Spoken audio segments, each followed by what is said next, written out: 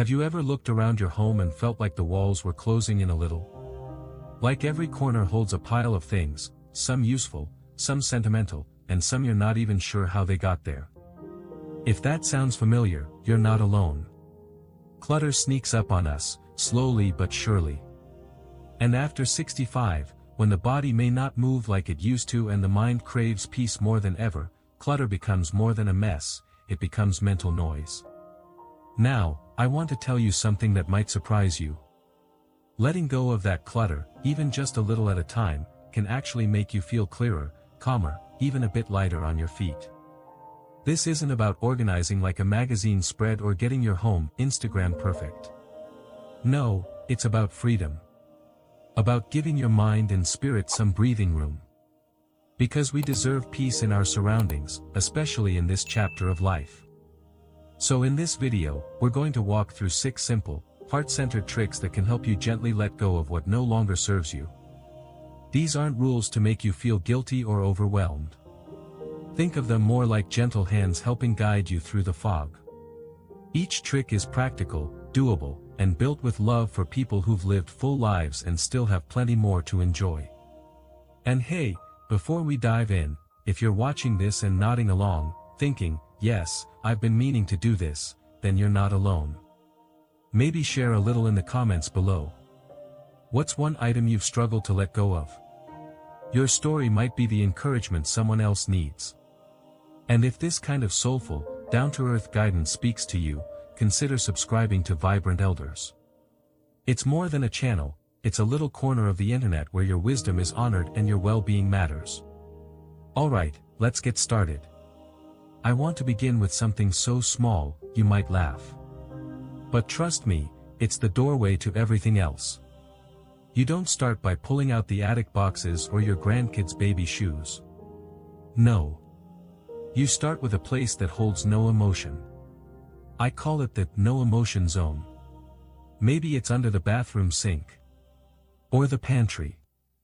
Or that drawer in the kitchen that somehow collects every rubber band and mystery key in the house. You know the one. Go there. That's where you begin. Take the bathroom cabinet, for example.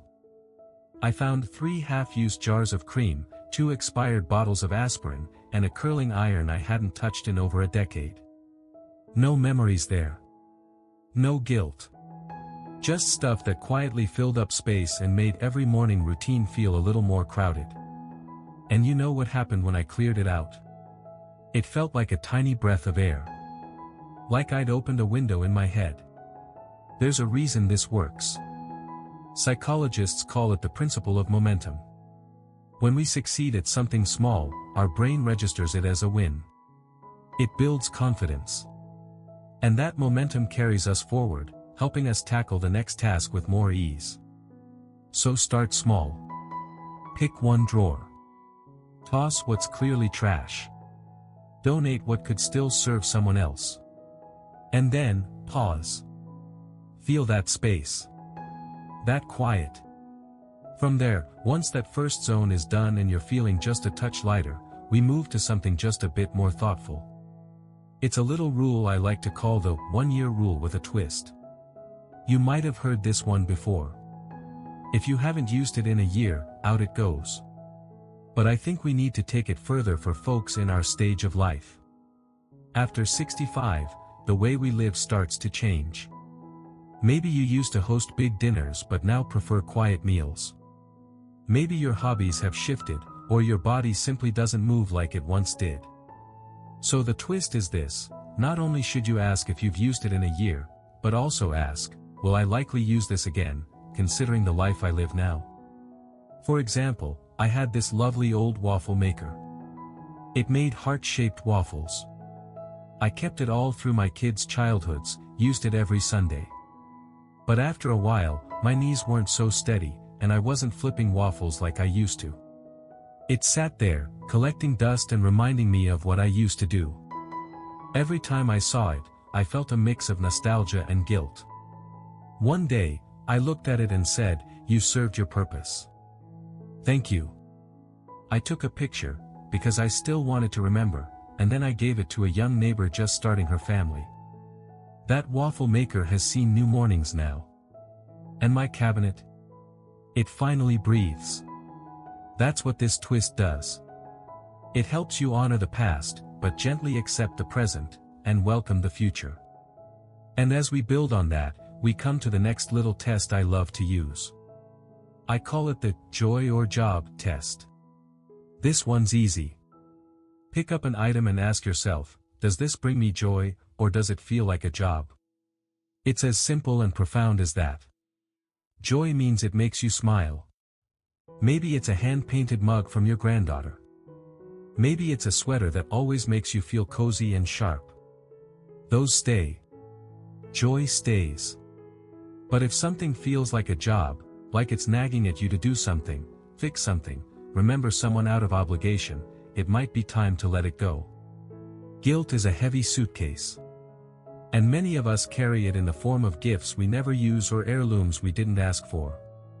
Psychology Today talks about how guilt and obligation are two of the top emotional reasons people hold on to clutter.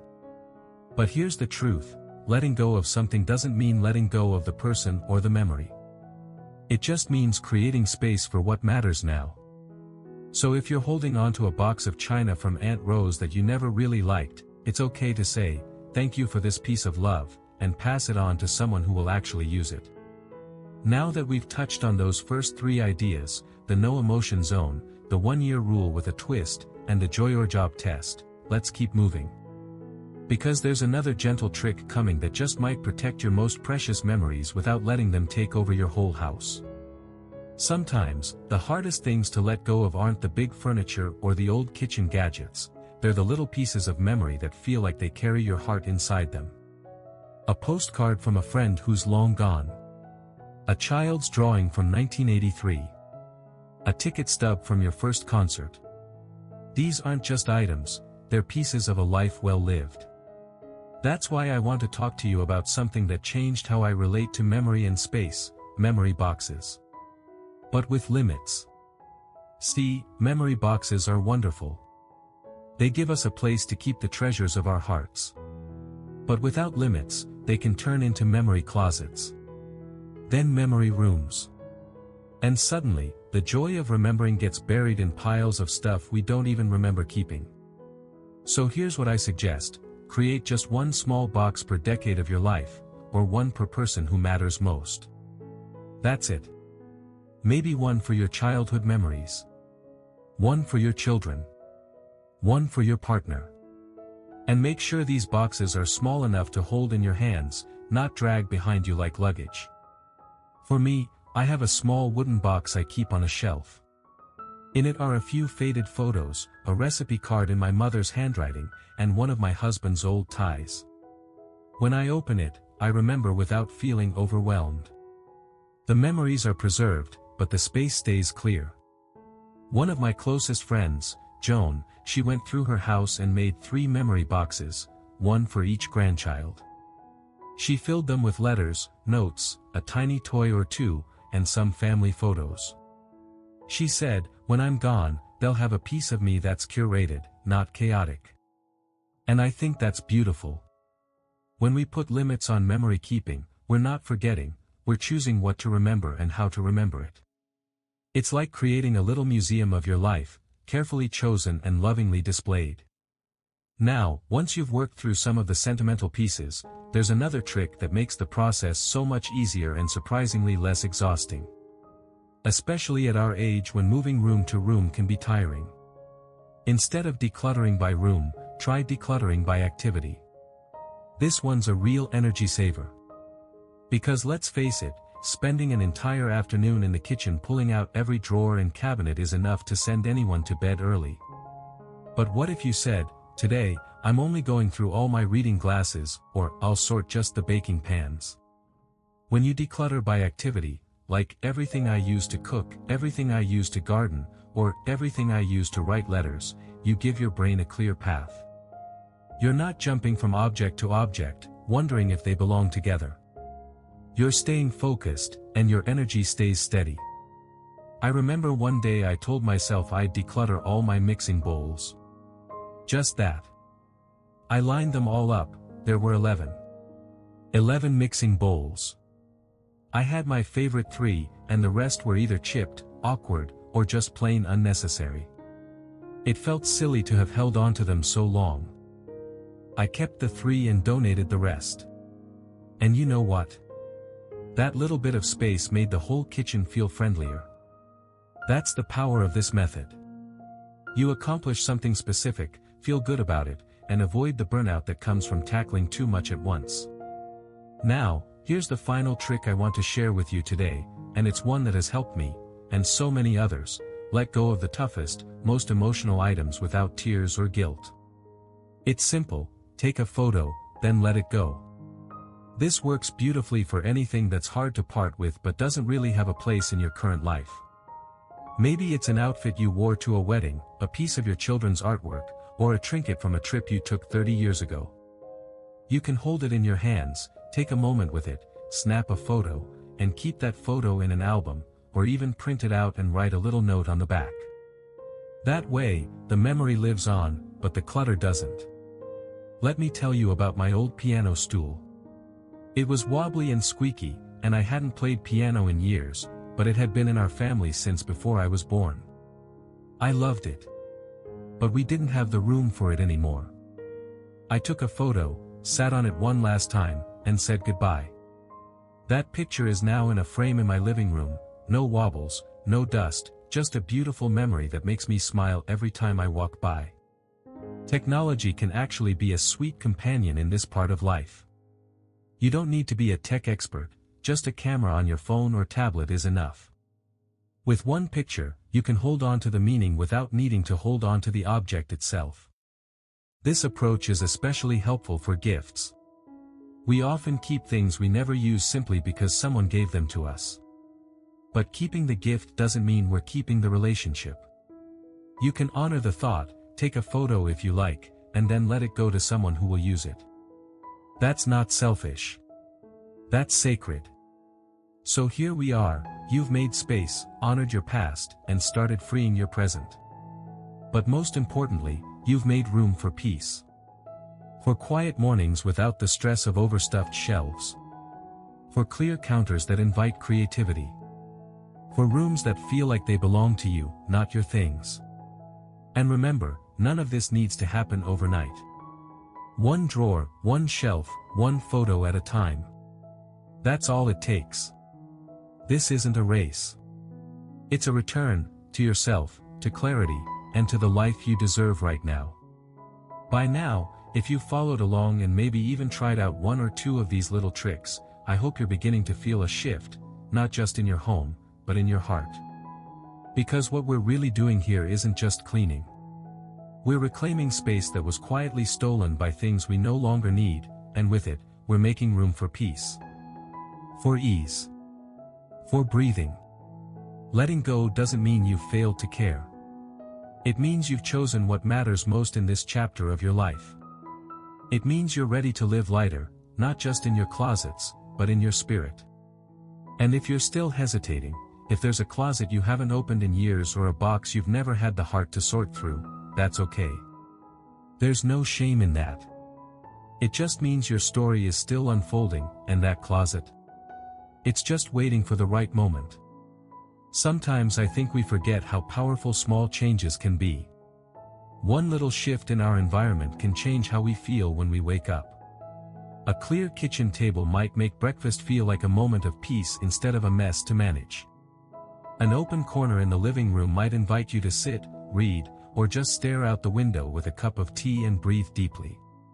Clutter often represents unfinished thoughts. Unspoken memories. Decisions we put off. And when we begin to let go, we give ourselves permission to finish those thoughts. To remember, honor, and then release. I remember when I finally cleaned out the old hall closet. It had been the family's catch-all for decades. Winter coats, forgotten shoes, even my son's scout uniform still hung there. He's 52 now. I took a Saturday morning, opened the door, and just stood there for a minute. I said to myself, this space deserves to be alive again. And slowly, I went through each item. Some I kept. Some I photographed. Some I cried over. But by that evening, that closet held only what we needed, and a little vase of lavender on the shelf, just because I could. There's a kind of quiet power in that. In deciding what stays, and gently letting the rest go. And as you move forward, I want you to carry this thought with you: you are not your things. You are your memories, your wisdom, your laughter, your relationships. And none of that needs a storage box. None of that can ever be lost to time. So when you feel that tug, that "what if I need it later" feeling, pause and ask yourself, am I holding on to this out of hope, or out of fear? If it's hope, maybe it stays. If it's fear, maybe it's time to let it go. You've earned the right to a home that supports your joy and not your stress. You've earned mornings without tripping over old exercise gear you haven't touched since 1999. You've earned shelves that reflect the life you want to live today, not just the life you once had. So be kind to yourself in this process. Don't compare your home to anyone else's. Don't rush to get it all done. The smallest act of release, a junk drawer, a stack of unused linens, a dusty box in the garage, is a step toward freedom. And freedom, at this stage in life, is the most precious gift. Now, if this video brought you any peace or clarity at all, I'd love for you to leave a comment below. Share your story. Tell us what you've let go of, or what you're still holding on to. Your words might be exactly what someone else needs to hear today. And if you feel called to, click that little subscribe button and join us here at Vibrant Elders. We're building a space where age is honored, wisdom is shared, and life is lived fully, clutter-free and soul-rich. Remember, this is your time. You've given so much to others, your children, your work, your community.